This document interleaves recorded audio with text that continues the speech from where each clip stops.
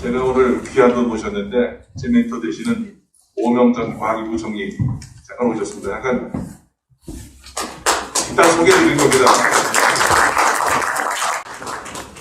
젊은 분들 아마 잘 모르실지도 모르겠어요. 근데 우리나라 ICT 산업의 갓파더입니다. 오늘의 대한민국이 이까지 만드는데 가장 중요한 역할, 80년대 초에서부터 80년대 말까지 그 당시는 최신부였죠. 정통부 전전시 최신부의 자처관을 9년 정도 보내신 분으로 그때 모든 인프라를 다 갈아탄 분인데 오늘 같이 참석해 주셨고요. 제가 98년이니까 24년 됐나요? 24년 전 일인데 그때 요맘때 일입니다. 우리나라에 1월에서 3월에 걸쳐가지고 세 분의 유명 인사가 한국을 방문했는데 그 중에 한 사람이 여러분들이 잘 아시는 손종희 씨, 그 다음에 마이크로소프트의 빌 게이츠, 미래학자 엘린 토플러 박사, 이 세 분이 방문했었어요. 그분들 다니실 때 제가 운전사 역할을 했었습니다. 그분들 모시고 다니면서 막 대통령에 당선되셨던, 또 대통령 당선되시고 나서 청와대 들어가시자마자 만났던 분들, 마이크로소프트 빌 게이츠는 그 후에 만났고요. 그분들을 모시고 다니면서 DJ하고 이런저런 이야기를 했던 기억이 납니다. 그때 그 세 분의 코치를 받아가지고 우리 오명 부총리께서 만들어 놓으신 ICT 인프라에 위해 IT 산업 발전을 위해서 대통령이 노력을 하셔가지고 오늘 이런 일이 생기게 됐는데, 그때 제가 지금도 처음에 인터넷 비즈니스 시작할 때요, 98년도 99년대 많은 사람들이 인터넷 비즈니스를 이해 못해가지고 사기꾼이라는 얘기를 했었습니다. 연세 들으신 분들 아마 기억하실 텐데 지금 그 인터넷 시대가 지나가고 새로운 시대가 문을 엽니다. 문이 열렸습니다. 벌써. 저는 메타버스 시대라는 얘기를 하는데 인터넷의 영향력보다 훨씬 큰 파격을 가진 시대가 여러분들과 제가 앞으로 살아가야 될 시대입니다. 그 시대에 필요한 것 중에 하나인 디지털 자산 얘기가 장기를 통해서 이어질 거라고 생각하고 있고요. 박 교수님이랑 저랑은 제가 이 학교 오기 전에 한국에 들어온 최초의 미국 대학인 한국 뉴욕 주립대학에 훈련을 했었습니다. 그때 제 겸임 교수를 모셔가지고 이런 일들을 준비합시다 해가지고 같이 했던 기억이 있습니다. 오늘부터 시작되는 12주 동안의 강의 속에서 여러분들 많이 배우시고 대한민국을 이끌어가는데 훌륭한 역할을 하시고 돈도 많이 버시는 여러분 되기를 부탁드리면서 제 인사 말씀을 대신하겠습니다. 고맙습니다. 감사합니다.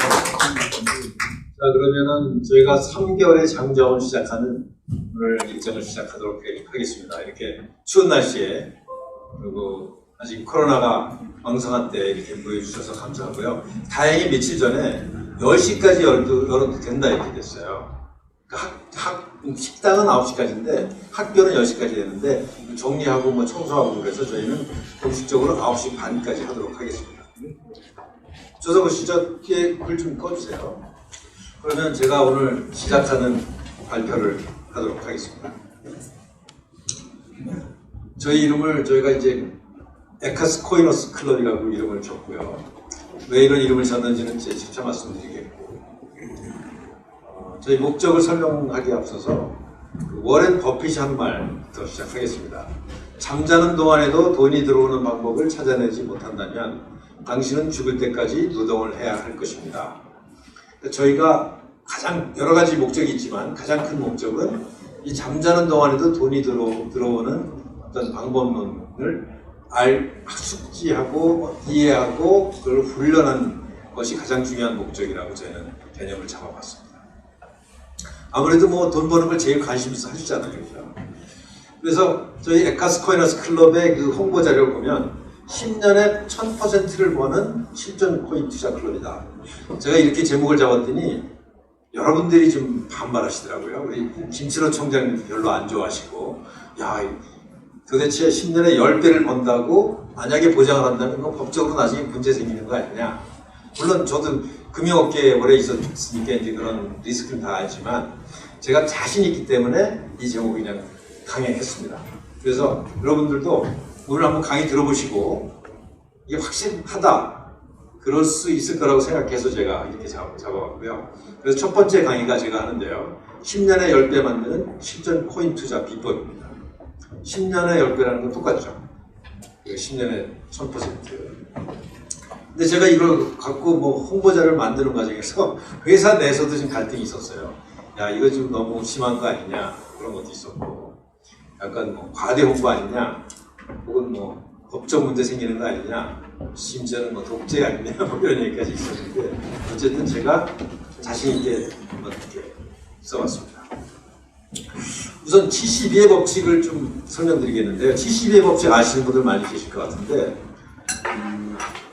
제가 이제 좀 자연스럽게 진행하기 위해서 퀴즈를 자주 낼 건데요. 퀴즈 맞추시면 귀한 선물을 드립니다. 제가 쓴 책. 혹시 70의 법칙 아시는 분? 아, 우리 송 선생. 뭐 간단하게 설명해 보세요. 마스크 벗으시고. 복리로 계산은 어떻게 크게 말씀하세요. 설명을 하기는 좀 어려운데. 아, 그래요? 네. 알겠습니다. 3분만 드리겠습니다. 기계가 될 때까지 걸리는 기간. 기계가 되려면 몇 퍼센트 성공해야 돼요? 네, 맞습니다. 그러니까 이제 70의 법칙이 참 기묘하게 2 곱하기 36은 70이죠. 3 곱하기 24면 70이고 4 곱하기 18이면 70이고 6 곱하기 12면 70인데 6%로 복리로 12년간이 가면 정확히 2배가 됩니다. 반대로 12%로 6년을 가면 정확히 2배가 됩니다. 4%로 18년간이 가면 2배가 되고요. 저희는 24%로 3년 가면 딱 2배가 됩니다. 약간 오차는 있어요. 저희가 오늘 설명드리는 거는 저는 1년에 26%씩 복리로 10년을 가면 정확히 10배가 된다. 이건 뭐 간단한 사수죠. 여러분들 스마트폰에서 지금 꺼내셔갖고 계산해 보시면 바로 나옵니다. 그래서 1.24를 3번 곱하면 1.9가 되고 1.26을 10승을 하면 10이 됩니다. 이건 무슨 얘기냐면 만약에 우리가 매년 20%, 26%로 복리로 수익을 낼 수 있는 방법을 확실하게 알고 실천하면 10년 안에 10배가 된다는 거죠. 1000% 된다는 겁니다. 근데 20년이면 어떻게 될까요? 100배가 되겠죠. 10배, 10배니까. 30년이면 어떻게 될까요? 김청장님, 3년이면 몇 개죠? 1000배죠. 역시 공학을 하셔갖고. 그래서 제가 첫 번째 손자가 저희 아들이 이번에 6월달에 아들을 낳는다고 그렇게 예고하고 있어요. 그래서 제가 계획이 우리 아들한테, 우리 손자한테 1000만 원을 증여할 계획입니다. 그러면 20년 지나면 10년 지나면 1억이 되고 20년 지나면 10억이 되겠죠.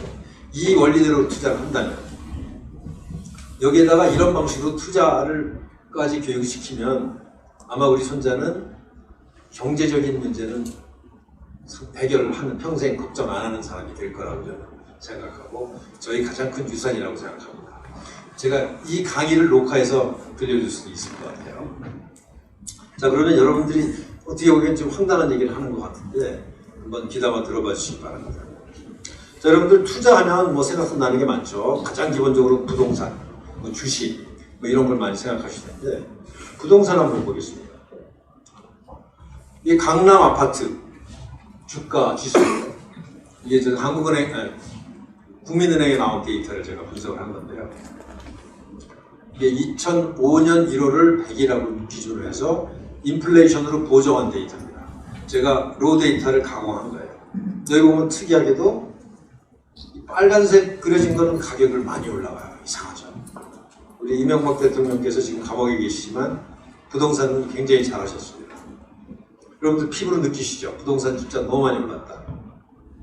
그래서 김대중 시절부터 노무현 시절까지 약 2배 상승합니다. 강남 매매 가격입니다. 그러다가 이명박 대통령 때 떨어지고 박근혜 대통령 때 안정되다가 문재인 대통령 때 약 1.6배 올라갑니다. 우리가 엄청나게 올라간 것 같지만 1.6배예요. 근데 여기는 레버리지가 되게 껴있죠. 담보가 껴있으니까. 어쨌든 뭐 사람에 따라서는 이거에 한 2~3배 정도 수익 본 사람들 많은데 대다수의 사람들은 굉장히 고통스러워하죠. 한 집 갖고 있는 사람 뭐 집값 올라봐야 그런 경우 집 없는 서민들 50%는 엄청나게 고통을 받고 있죠. 그 다음에 주식 투자 보겠습니다. 주식 투자에서 성공했던 사람들 많이 있지만 그 중에 가장 큰 성공 사례는 삼성전자라고 볼 수 있겠습니다.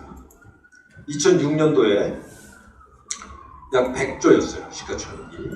그러다가 작년도 한 500조까지 올라갔습니다. 15년 동안 5배가 올라간 겁니다. 그 굉장히 우리나라에서 뭐 가장 큰 성공 사례겠죠. 그래서 제가 이거를 과연 삼성전자 투자한 거고 우리가 생각하는 26% 복리로 투자한 거고 한번 비교를 해봤어요. 그래프를 해봤습니다. 이렇게 나옵니다.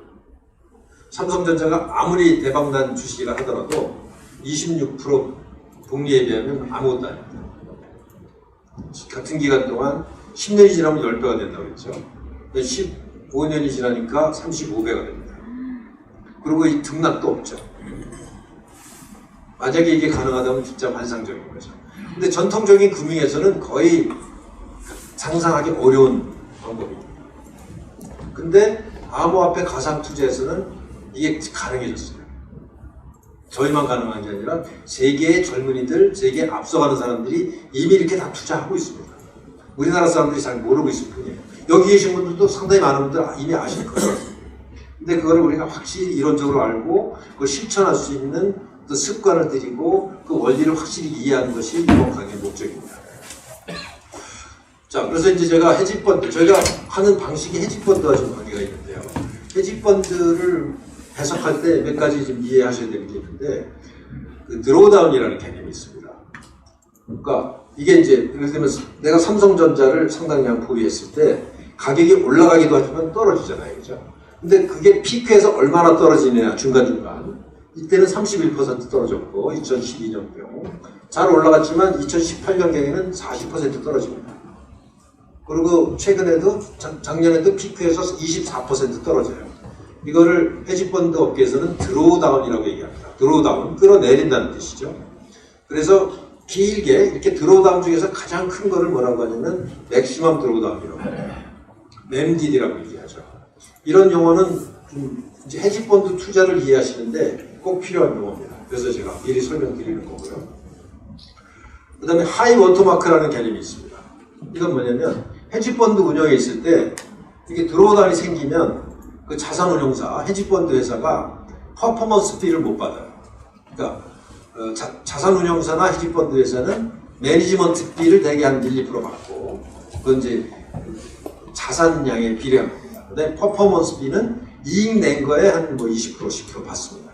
근데 퍼포먼스 피를 잘 받다가 이 자산이 떨어지면 못 받잖아요. 그죠? 근데 다시 받으려면 전 고점을 통과해야 됩니다. 그걸 하이 워터마크라고 해요.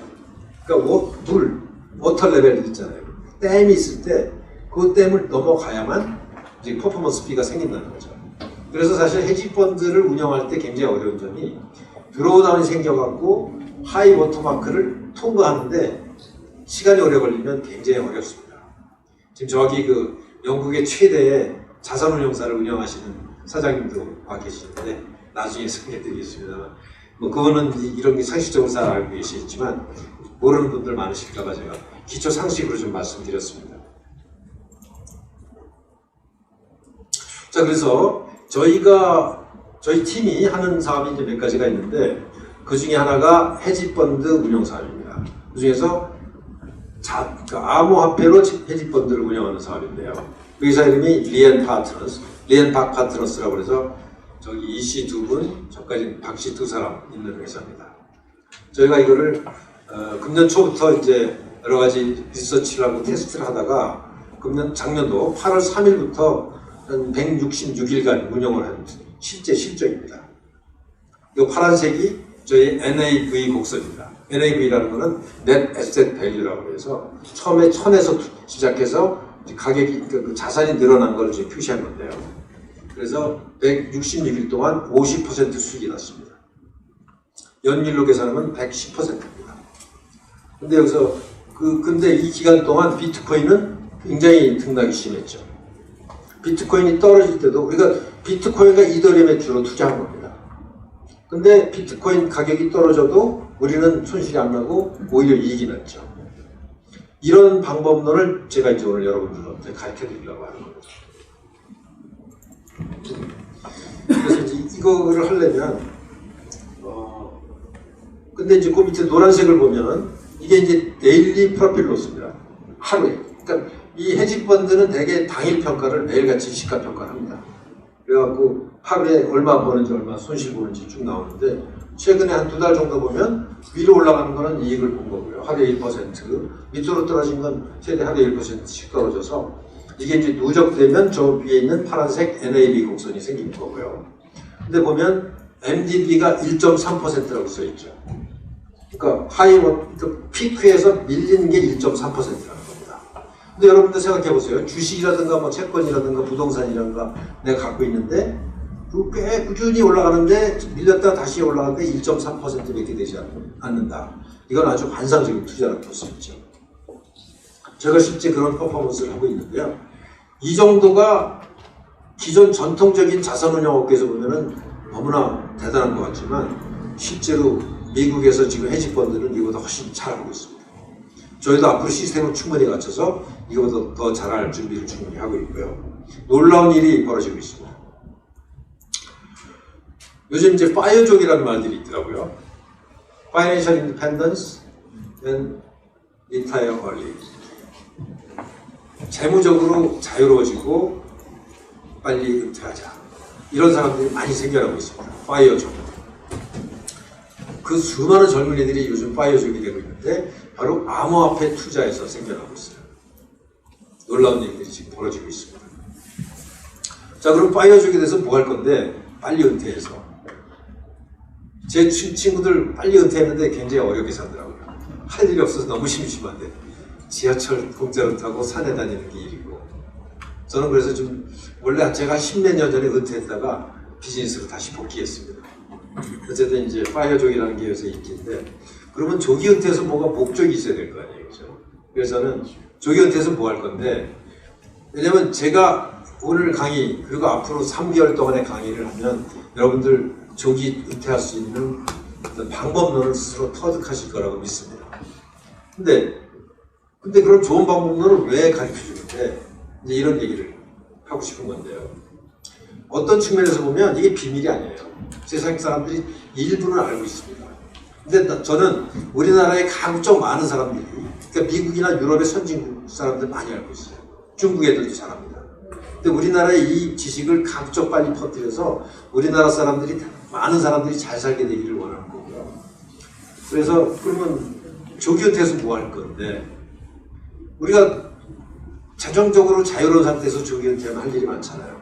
어려운 이웃에게 도움을 줄 수 있잖아요. 그렇죠? 성경 말씀처럼. 그 다음에 자손들에게 행복을 줄 수 있잖아요. 그 다음에 또 명예로운 이름을 남기고 죽을 수 있잖아요. 그리고 인류에게 위대한 유산을 남기게 하는 활동을 할 수 있잖아요. 이게 바로 하늘의 뜻이 땅에서도 이루어지소서 같은 그런 것도 할 수 있으면 좋잖아요. 그래서 제가 차터 리퍼블릭이라고 하는 모델을 한번 세워봤습니다. 지상에 아름다운 나라를 한번 건설하는 모델을 설계해보자. 특히 북한의 이 고통받는 사람들을 위해서 자유민주 시장경제 시스템을 북한에 도입하는 모델을 설계해서 그것을 메타버스에서 충분히 실험하고 활동가를 모아서 임시정부를 만들어서 북한을 해방시키는 일을 한번 해보자. 꿈 같은 얘기지만 어쩌면 빨리 다가올 수도 모른다 이런 생각으로 제가 책을 작년에 써서 9월달에 출간을 했습니다. 어쨌든 이제 그런 일 한번 같이 해보고 싶은 생각도 있었고요. 저는 좀 오래 살다 보니까 우리 부총리님 계신데 제가 오래 살다고 해서 좀 그렇지만 저처럼 이렇게 새로운 벤처기업 하는 사람 중에서는 좀 나이가 많은 편이죠. 근데 어떻게 평생 미래를 예측하는 일에 종사했어요. 근데 미래를 예측한다는 건 참 어려운 일이죠. 근데 제가 퓨처스와 관련된 일을 젊었을 때부터 합니다. 1982년부터 CJ 제일제당에 들어가서요. 선물이라는 거 아시죠? 그래갖고 제가 82년도에 CJ 제일제당에서 선물 업무를 하고 87년도에 런던 지점에 가서 또 선물 관련된 일을 합니다. 그때는 파이낸셜 선물이 없었어요. 커머디티 선물만 있었습니다. 뭐 소이빈, 뭐 대두, 설탕, 뭐 구리, 뭐 금 이런 거. 저는 주로 설탕 담당이었습니다. 그 뉴욕에서 91년도에 설탕 선물 트레이더가 됩니다. 그래서 엄청난 스트레스를 겪으면서 트레이드를 하면서 제가 컴퓨터 알고리즘으로 트레이딩을 자동으로 하는 그런 그 소프트웨어를 개발합니다.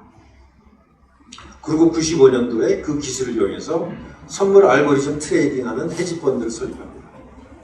그래서 한 3년 동안 고생하다가 엄청 고생했죠. 아까 말씀대로 이 드로우다운과 하이워터막 통과하는 게 너무 어렵습니다. 그리고 초기에 뉴욕은 어마어마한 경쟁자들이 많습니다. 컴퓨터를 가지고 세계적으로 어마어마하게 치열한 시장에 들어가서 그 이익을 낸다는 건 참 어려운 일이거든요. 근데 지금 제가 하는 일이 바로 여기와 관련되어 있습니다. 무려 한 25년 후에 그때 제가 노력했던 것이 이제 다시 성과를 얻는 거죠. 그때 제가 그 벤치마크 삼았던 그 헤지펀드가 그 메달리언 펀드라고 르네상스 테크놀로지라고 하는 회사가 운영하는 거였어요. 보시면 여기 헤지펀드의 거장이 2명 있습니다. 오른쪽에 계신 분이 제임스 사이먼즈라고 해서 그 르네상스 테크놀로지라고 하는 헤지펀드 회사의 창업자고 오너시고 이분은 매년 지금도 한 10조 이상 버십니다. 그리고 잘 아시는 왼쪽에 계신 분은 조지 소로스죠. 헤지펀드라는 게 투자 스타일이 뭐 7, 8가지 정도로 분류하는데 우리 조지 소로스 어른께서는 주로 글로벌 마크로라는 방식으로 거대한 그 시장의 흐름을 보고 환율 같은 데 많이 투자하시고요. 그다음에 짐 사이먼 교수는 하이 프리퀀시라고 해갖고 뭐 일체도 막 몇백 번씩 거래하는 컴퓨터 알고리즘 갖고 투자하는 방식입니다. 그래서 이분의 성과가 요 까만색이 메달리언 펀드의 성과입니다. 보면은 거의 40% 이하로 내려가는 적이 거의 없죠. 매년. 어떤 때는 막 100%까지 벌죠. 근데 그 기간 동안 요 파란색은 S&P 선물의 성과입니다. S&P 선물이라는 건 주가지수죠. 주가지수가 막 30% 떨어져도 엄청난 수익을 냅니다. 대단하죠. 근데 더욱더 놀라운 것은 이게 수수료를 뺀 거예요. 예를 들면 70% 수익을 내면 30% 정도 수수료를 펀드에서 가져가고 고객한테 나눠준 수익입니다. 여기 나오죠? 어디 써있는데 여기 보면 net of fees라고 되어 있죠. 수수료 뺀 겁니다. 근데 수수료도 엄청 받아가요. 지금은 그래서 메달리언 펀드가 몇 년 전에 한 51년 달러니까 50조 원 정도 운영하고 있었는데 더 이상 외부 돈은 받지 않습니다.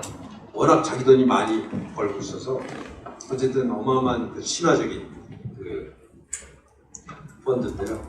우리 오명총리님하고 인연이 많으십니다. 제가 인연을 좀 보여드릴게요. 여기 보면 2014년 8월에 여기 우명 부총리님 계시고 그 바로 오른쪽에 제임스 사이먼 있고 저 오른쪽에 산업은행 민우상 행장 계시고 또 저도 여기 있습니다. 제가 이 당시 우리 김순호 청장님이 배려한 덕분에 제가 뉴욕 주립대학에서 금융공학 연구소장을 하면서 투자 알고리즘을 연구했습니다. 그때 제가 영광스럽게도 우리 김사이먼 교수님한테 점심을 사드렸습니다. 세계 최대 각부한테. 그래서 그때 제가 선물로 드린 겁니다. 이제 이런 좋은 자리를 만들어주신 우리 오명 부총리님과 김철원님께 다시 한번 감사드리고요. 어쨌든 이분은 수학자 출신이시고 그때는 수학 대회 때문에 오셨어요. 그래서 뉴욕 주립대 스토니브룩에서 수학 교수를 하시다가 그 뉴욕에 가까운데요. 거기서 이제 헤지펀드를 시작하셨죠. 그래서 제가 나도 한번 이런 거 한번 해봐야 되겠다 이런 생각을 가지고 이제 했는데 여의치 않았어요. 그래서 제가 여러분들 그 헤지펀드에 대해서 약간의 지식이 필요하실 것 같아서 펀드에 대해서 좀 설명드리겠습니다. 펀드에는 크게 공모펀드와 사모펀드가 있습니다. 공모펀드는 뮤추얼펀드, 미래에셋 같은 거죠. 상대 수익률을 추구하고 허가받은 운영회사가 누구에게나 투자를 권유할 수 있는 그런 펀드고요. 사모펀드는 규제가 적은 운영회사가 99명 이하의 적격 투자자에게만 권유를 가능한 펀드입니다. 그리고 절대 수익률을 추구하죠. 절대 상대 수익률이라는 것은 주가지수보다 잘하냐 못하냐 이걸로 평가하고, 절대 수익률은 주가지수 상관없이 1년에 한 달에 몇 프로 수익 내냐 이거를 목표로 하는 겁니다. 요즘 옵티머스나 라인 펀드 같은 게 시끄럽죠. 퀀텀 펀드는 조지 소로스 펀드고, 이 사람들이 그 사모펀드의 규칙을 지키지 않고 공모처럼 팔았기 때문에 생긴 문제예요. 은행에서 팔면 안 되는 상품이거든요. 그래갖고 이상한 거대한 비리가 되는데요. 자, 그러면 사모펀드하고 헤지펀드도 좀 정확히 이해하실 필요가 있는데, 헤지펀드는 사모펀드의 일종입니다. 부분 집합입니다. 그러니까 헤지펀드가 사모펀드에 속한 거죠. 공통점은 99인 이하의 적격 투자자에게만 권유할 수 있다. 절대 수익률을 추구한다. 규제가 적다. 다양한 투자 전략을 구사할 수 있다. 이게 이제 공통점이고요. 사모펀드는 주로 부동산, 벤처, 프로젝트, 인프라 이런 데 투자합니다. 투자 회수 기간이 길어요. 그리고 쉽게 엑짓할 수가 없습니다. 근데 헤지펀드는 특징이 선물, 주식, 환율처럼 외환처럼 리퀴디티가 높은 거, 언제든지 황금성이 있는 거에 투자하고요. 그래서 이런 특징이 갖고 있습니다. 그래서 제가 이제 우리가 지금 제가 설명드리는 게 헤지펀드이기 때문에 정확히 헤지펀드가 뭔지를 제가 설명드린 거고요. 아까 보여드렸던 우리 크립토 헤지펀드를 운영하는 리엔박의 어떤 전략을 좀 보여드리면, 일단 델타 헤지라고 써있죠. 델타라는 것은 변화율이라는 거죠. 미분감이라고 보시면 돼요. 여기는 델타 뉴트럴 헤지라고 해서 비트코인이나 어떤 가격이 변하더라도 우리의 그 기본 자산은 영향받지 않는 상태로 헤징 해놓은 거, 그걸 갖다가 델타 뉴트럴 헤지라고 합니다. 그래서 그런 상태로 해놓기 때문에 우리가 그래서 이제 그 비트코인이나 이더리움 가격이 아무리 오르고 내려도 크게 영향을 받지 않는다는 거죠. 그렇게 포지션을 만들어 놓은 상태에서 아비트리지, 차익 거래를 기본적으로 합니다. 그 다음에 디파이 인베스트먼트를 합니다. 이게 탈중앙화 금융거래라는 거죠. 그 다음에 저희가 컴퓨터 알고리즘으로 로봇 트레이딩을 합니다. 이런 세 가지 전략을 이용해서 비트코인이나 이더리움이 크게 떨어져도 우리는 꾸준히 이익을 낼 수 있는 그런 헤지펀드를 지금까지 잘하고 있고, 앞으로 훨씬 더 잘하도록 팀도 보강하고 시스템을 지금 계속 보강하고 있습니다. 지금은 불과 한 4억 원 정도 지금 운영하고 있는데, 운영해달라고 많이 연락이 오고 있어요. 근데 저희가 아직은 트랙 레코드가 한 5개월밖에 안 됐기 때문에 저희 자체 돈으로 몇 달 더 이제 운영한 다음에 외부 자금을 받기 시작할 계획입니다. 그래서 헤지펀드는 어쨌든 드로우다운을 잘 관리해야 되고, 하이워터마크를 잘 관리해야 되고, 근데 또 하나 이제 관리 포인트가 샤프 레이쇼라는 개념이 있습니다. 이게 윌리엄 샤프라는 분이 이제 만든 공식인데요. 그 헤지펀드는 절대 수익률을 추구하고 있는데, 절대 수익률을 어떻게 평가할 것인가, 상대 비교를. 그래서 여기 보면 복잡해 보이지만 비교적 간단합니다. RA라는 것은 그 펀드의 수익률이에요. 펀드가 예를 들면 15% 수익을 냈다. 그러면 이제, 근데 RB라는 거는 무위험 자산 수익률. 예를 들면 채권에 갖다 놔도 3% 나니까 그거를 수익이라고 볼 수 없는 거 아니냐. 그럼 그걸 뺀다는 뜻이에요. 그럼 15% 냈지만 딴짓해도 3% 나니까 12%를 너의 수익이라고 보자. 이게 이제 분자가 되는 거고요. 분모는 그런 그 NAV 곡선이 이게 등락이 심하면 안 좋으니까 이게 이제 표준 편차죠. 스탠다드 데비에이션. 그거를 측정해갖고 이 수익률은 높은데 편차가 작은 거를 좋은 거라고 보는 거죠. 근데 수익률은 높지만 이 들쭉날쭉하면은 안 좋으니까 그런 샤프 레이쇼가 이렇게 떨어집니다. 그래서 샤프 레이쇼가 1.5 정도 되면 상당히 좋은 거예요. 그리고 3 이상이면은 상위 한 5% 안에 들어갑니다. 전 세계 지금 헤지펀드가 10,000개가 넘는데, 근데 지금 리엔 파트너스의 샤프 레이쇼는 경이스럽게도 10이 넘습니다. 이거는 아마 0.몇 %에 들어갈 수도 있어요. 옛날에 이렇게 거의 안 나오다가, 근데 최근에 암호화폐 헤지펀드에서 많이 나오고 있습니다. 그래서 저희가 이제 그런 전략을 쓰고 있다는 거 말씀드리고요. 자, 그러면 이제부터 이제 저희의 고수익 비법을 공개해 드릴 텐데요. 그러니까 저희가 운영하는 그 방법의 일부를 알려드리는 거예요. 저희가 실제로 헤지펀드에서 운영하는 거. 그래서 그 워렌 버핏이 얘기했던 잠자는 시간으로는 안 될 때 돈이 계속 들어오는 방법. 근데 얘네들은 어쨌든 8시간마다 돈을 입금시켜줍니다. 그래서 제가 이걸 실습을 할 건데요. 여러분들 그 강의 안내할 때 노트북 다 갖고 오라고 말씀드렸죠. 노트북 열어주시고, 그 다음에 그 바이낸스의 계좌 다 열어달라고 말씀하셨죠. 바이낸스 계좌 열어주시고. 그래서 기본적으로 바이낸스에다가 비트코인 혹은 이더리움, 뭐 다른 코인도 좋습니다만 대형 코인을 보유하고 계셔야 돼요. 그걸 한번 보시고. 그 다음에 제가 그 웹사이트를 한번 열어볼게요. 웹사이트를 여셔서 바이낸스. 컴퓨터 가지고 계신 분들은 바이낸스를 넣어주시면 돼요. 저희가 단순히 이론을 가르치는 게 아니라 실습을 상당히 많이 할 겁니다. 왜냐하면 이론만 알면 실천하기가 어려워요. 저희가 실제로 해보고 실천을 해봐야만 체득을 할 수 있어요. 그래서 저희 과정은 전체적으로 계속 실습할 겁니다. 그래서 컴퓨터 꼭 가져오시고 예작도 열어놔요.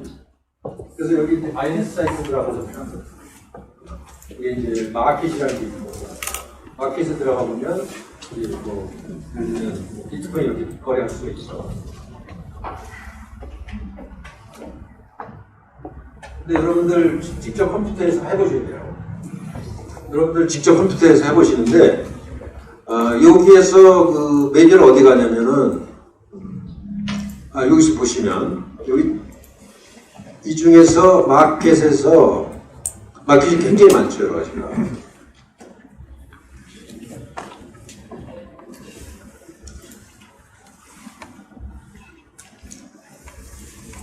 어드밴스로 들어가셔갖고 데리버티브스, 그러니까 파생상품 쪽으로 들어가셔야 돼요. 파생상 쪽으로 들어가셔갖고 USD M 퓨처스 가야 됩니다. 선물이죠. M 퓨처스. 이거 가급적이면 직접 하세요. 나중에 뭐 하셔도 되지만 여기 들어가 보시면 여기 조그만 글씨로 펀딩 카운트다운 이게 나와요. 펀딩 0.01%, 카운트다운 5시간 24분 18초. 그거 보이시죠? 직접 보셔도 되고.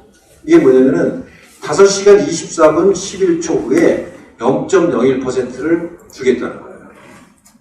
셀 한 사람한테 주는 겁니다. 바이 한 사람. 선물 시장에서. 이게 뭘 의미하는지는 제 차차 설명드릴 건데요. 여기서 이제 인포메이션을 한번 들어가 보세요. 인포메이션.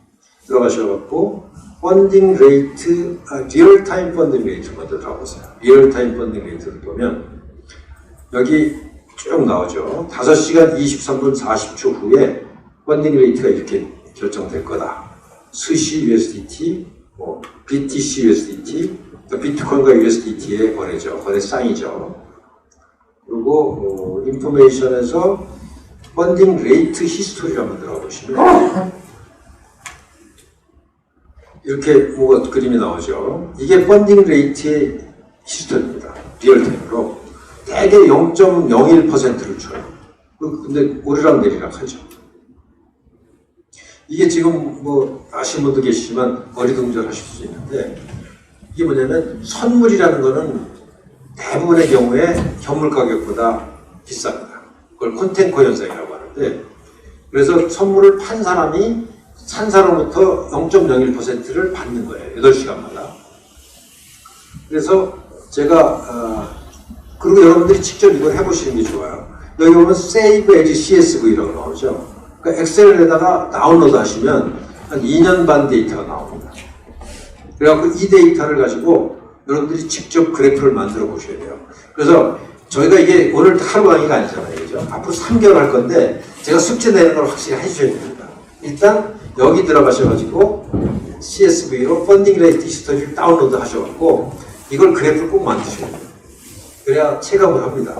또 한 가지는 여러분들이 지금 비트코인이나 이더리움을 바이낸스에 꼭 적립을 하신 다음에 퍼페철 선물을 숏을 하셔야 돼요. 그러면은 여러분들이 좀 이따부터 8시간마다 0.01%씩 4계좌로 늘어나는 것을 눈으로 확인할 수 있어요. 저희 집사람 거 해줬더니 너무 좋아요. 지금 4개월 됐는데 한 달에 2, 3%씩 계속 봅니다. 쭉 매일 쳐다봐요. 오늘 얼마 늘었네? 얼마 늘었는데 신기하죠. 손을 거의 안 댑니다. 뭐 일주일에 한 번, 한 달에 한 번밖에 건드리지 않았어요. 자, 그러면 이게 뭔지를 제가 설명을 또 드릴게요. 자, 그래서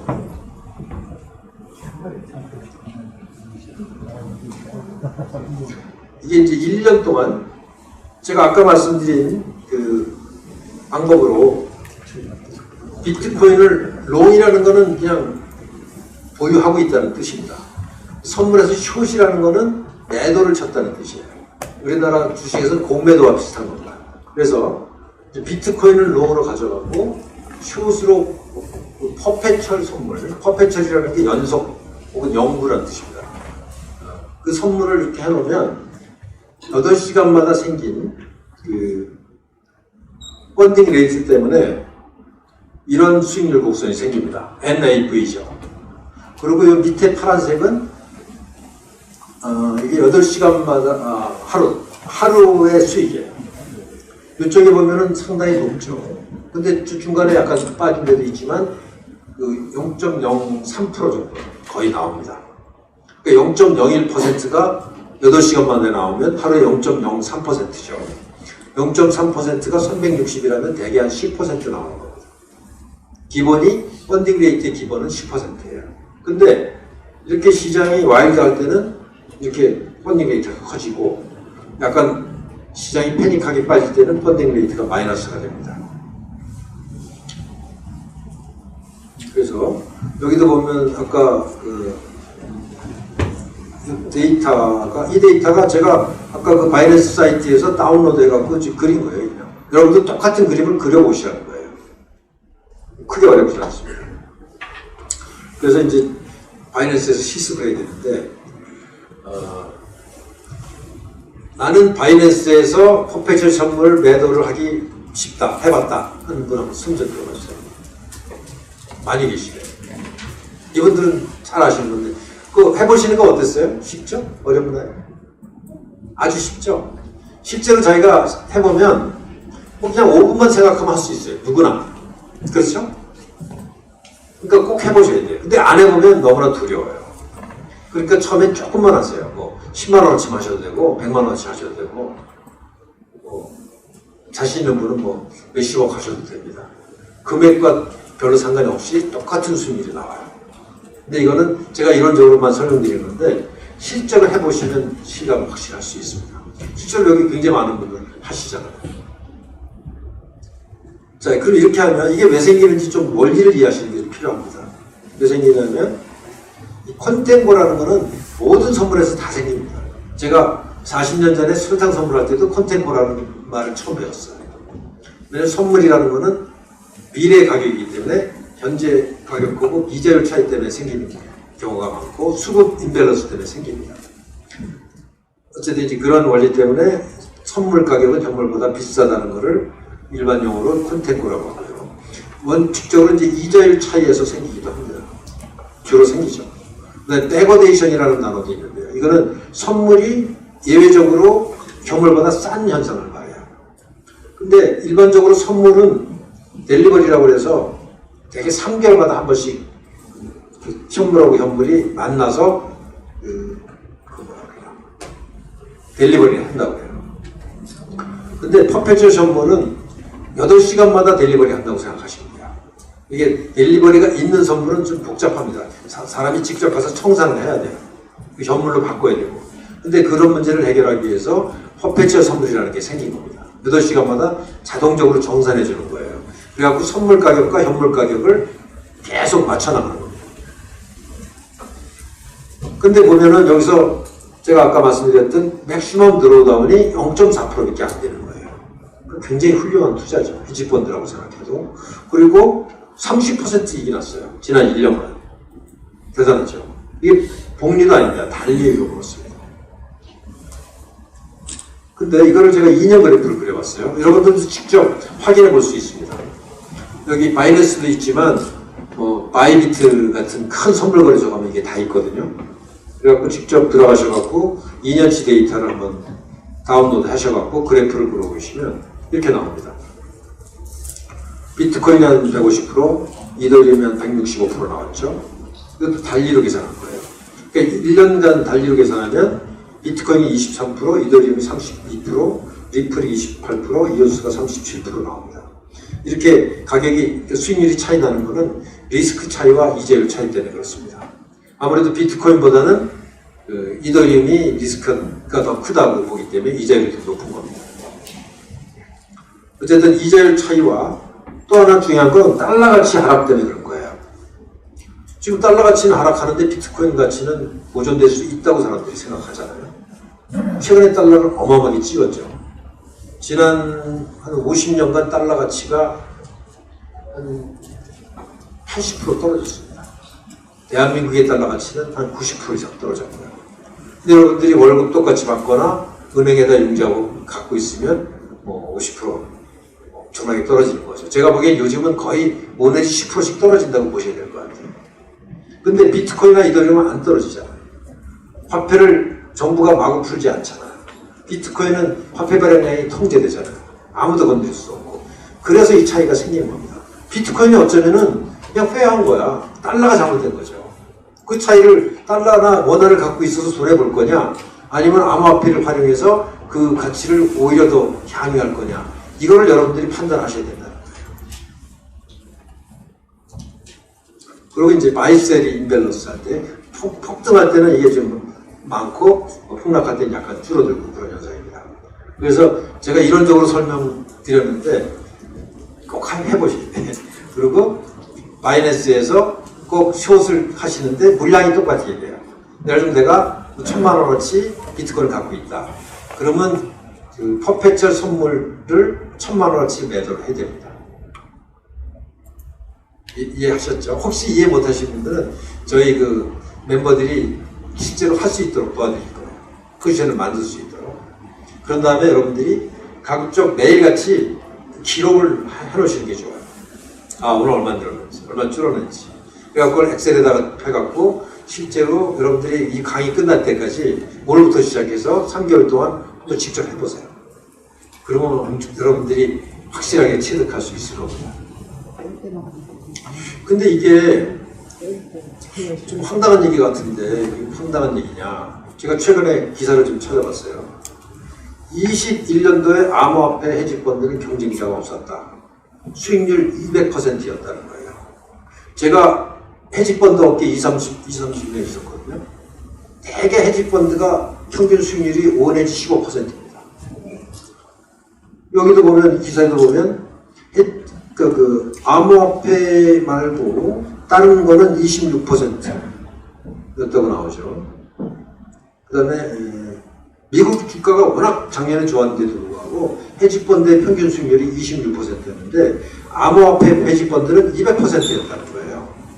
이거는 진짜 상상을 초월하는 얘기입니다. 기존에 이런 얘기는 전혀 파라다임에 맞지 않았어요.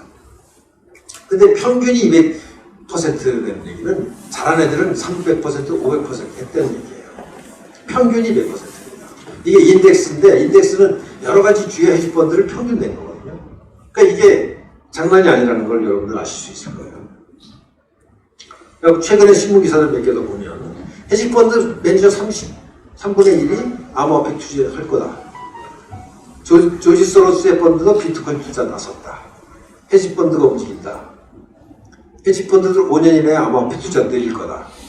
해지펀드의 대부 레이 달리오가 비트코인 성공, 이런 얘기를 하고요. 암호화폐 투자는 억만장자가 늘어나고 있다. 이런 얘기가 나오죠. 지금 실제로 우리나라에도 굉장히 많습니다. 우리처럼 해지펀드를 조직적으로 하는 팀도 몇 개 있어요. 어쨌든 이게 시대의 대세고 가장 빨리 가는 길이라는 걸 제가 설명드리고 싶었던 거고요. 저는 이제 투자 업계에 오래 있었잖아요. 그러니까 선물 투자도 회사를 위해서. 그 다음에 제가 이제 학스넷이라고 하는 증권 관련 인터넷 기업을 4년간 경영을 했는데, 그 제가 이제 99년도에 창업한 인터넷 증권 사이트죠. 근데 그때 제가 느낀 게 뭐냐면, 제가 가끔 거기서 이제 여론조사를 많이 해봤어요. 저희가 고객이 거의 우리나라 증권 투자 800만일 때 저희 고객이 500만 명이었습니다. 대단한 사이트였죠.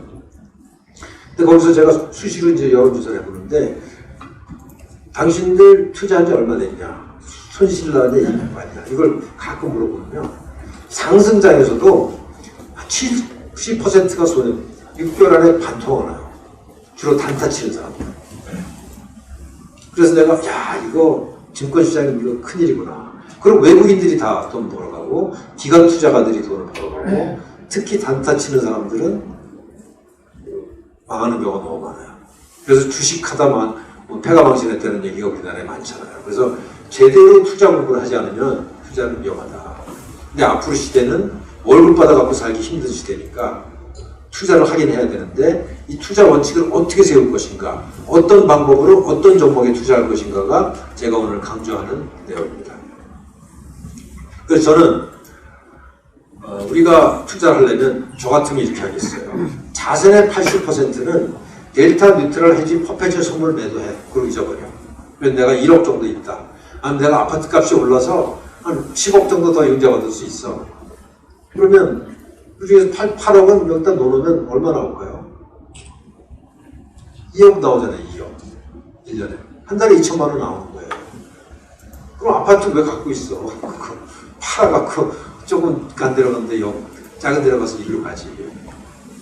그리고 이거는 진짜 일주일에 한 번 정도만 들여다보면 돼요. 왜냐하면 롱 포지션이 있는데 자꾸 숏 포지션 똑같이 해놨잖아요. 0.1%씩 계속 재갖고 일주일이 지나면 롱이 좀 많아져. 그럼 숏을 조금 더 해놓으면 돼요. 그것 때문에 일주일에 한 번 손보면 됩니다. 그리고 아무런 신경 안 써도 돼요. 비트코인이 완전히 사라지는 것만 걱정하시면 돼. 근데 그런 거 걱정하시는 분들 없잖아, 그죠? 그 다음에 자산의 20%는 암호화폐 종목 발굴 투자 혹은 디파이 투자, NFT 투자. 그래서 저희가 80%를 운영하는 방법도 좀 더 정교하게 이제 설명드릴 거고, 그걸 어떻게 또 운영할 수 있을까도 설명드릴 거고, 그 다음에 우리 암호화폐 종목 발굴 투자는 저 뒤에 계시는 이용환 교수님이 이제 여러 차례 걸쳐서 설명드릴 거고, 이거는 이제 대박을 노리는 겁니다. 10배, 20배, 막 100배도 노리는 거예요. 근데 그런 사례가 매번 일어나고 있거든요, 지금. 근데 80%는 안전하게 하고, 안전도 26% 안전하면 대단한 거죠, 그죠? 나머지는 종목 발굴 투자하자. 그것도 종목을 찍어주는 게 아니라 그 방법을 어떻게 할 수 있는지를 이제 이영환 교수님이 설명드릴 겁니다. 그 다음에 디파이 투자도 또 이게 엄청난 신세계예요. 여기 대박이 나는 게 많습니다. 이건 약간 스킬이 필요하고요. 그 다음에 NFT 투자가 좀 들어있죠. 이런 거를 이론을 공부하고 실습을 해보고 앞으로 훈련할 수 있는 프로그램이 저희 에카스 코이너스 클럽입니다. 근데 만약에 다 주셨다, 그럼 리엠바 파트너스한테 그냥 운영을 우리 하시면 돼요. 말 되죠? 골치 안 아프게. 그래서 한 30-40% 날 것 같으니까. 그건 제가 개런티하는 건 아닙니다. 그래서 제가 미래를 예측하는 일에 종사했는데, 미래를 예측하는 가장 좋은 방법은 세상의 원리를 깨닫는 거다. 저는 그렇게 생각해요. 그래서 이제 제가 세상의 원리를 깨닫는 거에 대해서도, 왜냐면 이게 원리를 잘 모르면 믿음이 안 가기 때문에 갑자기 여기다 선물에다 놨다가 지루하다고 뭐 하루에 0.03%밖에 안 온다고 딴 데로 가다가 망가집니다. 그래서 원리를 이해하시는 게 굉장히 중요하고요. 그래서 이제 제가 격언을 한번 찾아봤는데, 결혼 유지의 법칙. 유지의 뜻을 아시는 분 계시나요? 이거 김건희스가 쓰는 단어인데, 우리 총장님 뭐시고? 이거 뜻 아시는 분? 저 체크 한번 드릴 건데. 모르세요? 그 인터넷, 아시죠? 뭐죠? 유지의 뜻이? 메인테넌스. 메인테넌스. 이게 왜, 이게 약간 웃자고 하는 얘기인데, 김건희 씨가 박사학위 논문을, 박사학위인가? 고객의 유지라는 거를 커스터머 메인테넌스가 아니라 유지라고 썼어요. 유지예요. 그거 엄청 유명한 얘기입니다. 그래서 제가 요즘 유행하는 유지라는 단어를 썼습니다. 그럼 결혼을 유지하려면 어떻게 해야 되냐? 제가 결혼할 때 우리 아주 제가 존경하는 선배가 그런 얘기를 하더라고요. 헤어지자는 말은 절대로 하면 안 된다. 그렇게 되면 결국 헤어지게 된다. 나 집 나갈래? 뭐 이제 그만 살아. 결혼할 때 그 말은 무슨 일이 있더라도 하지 말라는 거였어요. 그 동의하시죠? 그거 한 번 하면 또 한 번 하게 되고 그러면 결국 헤어지더라고요, 사람들이. 제가 그래서 37년째 같이 살고 있습니다. 그 사람하고. 제가 왜 이런 말씀 드리냐면 우리 에카스 클럽은 한 번 에카스 클럽이 영원한 멤버가 되기를 희망해요. 근데 여기서 중요한 건 결석하면 안 됩니다. 이건 그만 살자는 얘기랑 비슷한 거예요. 유지의 법칙 아시겠죠? 왜냐하면 우리가 같이 뜻을 모아서 할 큰 일이 있고 같이 팀을 이루어야 우리가 초심을 잃지 않고 이 투자의 원칙을 지킬 수 있어요. 그래서 그런 말씀 드린 거고요. 그래서 제가 에카스 클럽에서 투자 습관을 몸에 배게 해서 이게 몸에 배는 게 굉장히 중요합니다. 이런 말 하나가 잘안 돼요. 파이어족에 합류하고 파이어족 뭔지 아시죠? Financial Independence and Retire Early. 세상을 밝게 할 프로젝트에서 인생의 보람을 함께 찾기 바랍니다. 오늘 발표 마치겠습니다. 감사합니다.